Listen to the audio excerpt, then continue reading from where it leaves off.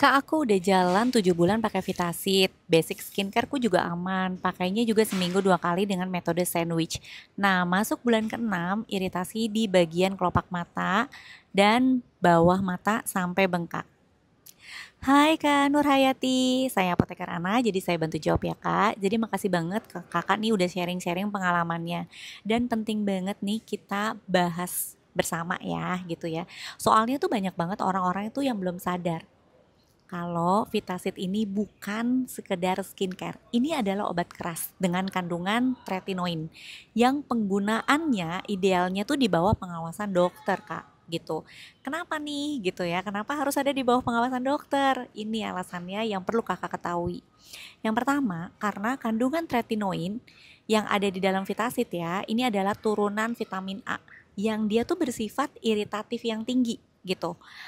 Terus kemudian karena Vitasit ini juga kan kalau kalian lihat itu ada logo ya, logo merah ya. Ini mengartikan bahwa golongan obat keras yang artinya tidak boleh dibeli atau digunakan bebas tanpa resep atau pengawasan tenaga medis.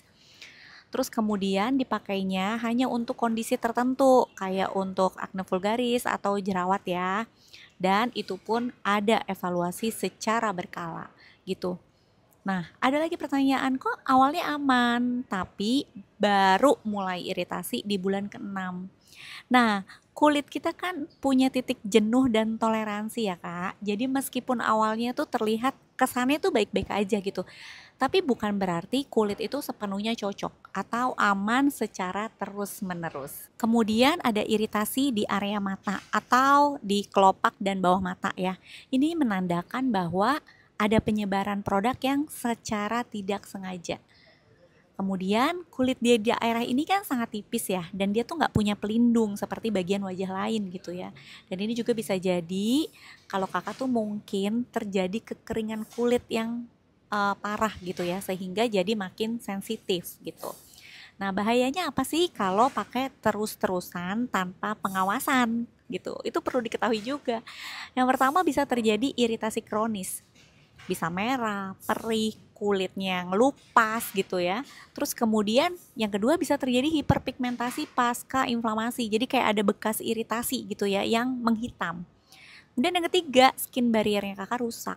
Jadi makin gampang jerawatan, sensitif, ataupun bahkan bisa menyebabkan eksima gitu ya. Nah, mungkin ada sedikit saran buat kakak dan teman-teman lainnya yang lagi pakai Vitasit yang mengalami hal yang sama seperti kakak gitu ya. Yang pertama, stop dulu pemakaiannya jika ada iritasi. Terutama yang paling parah itu terjadi bengkak ya, seperti kakak tadi. Yang kedua itu adalah fokus di recovery skin barrier. Pakai moisturizer dengan kandungan pantenol, ceramide, itu juga penting banget. Yang ketiga adalah hindari produk aktif lainnya untuk saat ini gitu ya. Terus kemudian yang keempat, konsultasikan ke dokter kulit dulu nih sebelum lanjut atau mulai ganti treatment yang lain.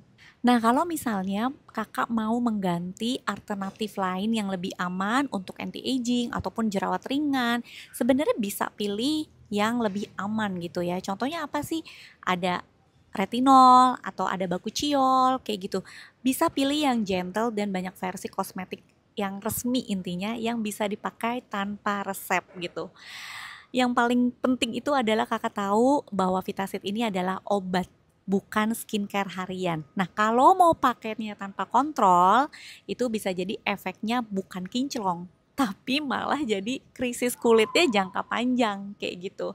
Nah, terima kasih buat teman-teman yang udah aware untuk tanya masalah ini, dan mungkin ini juga bisa jadi percontohan buat teman-teman lain untuk lebih hati-hati pada saat memilih skincare ataupun yang kategorinya termasuk kategori obat keras kayak gitu.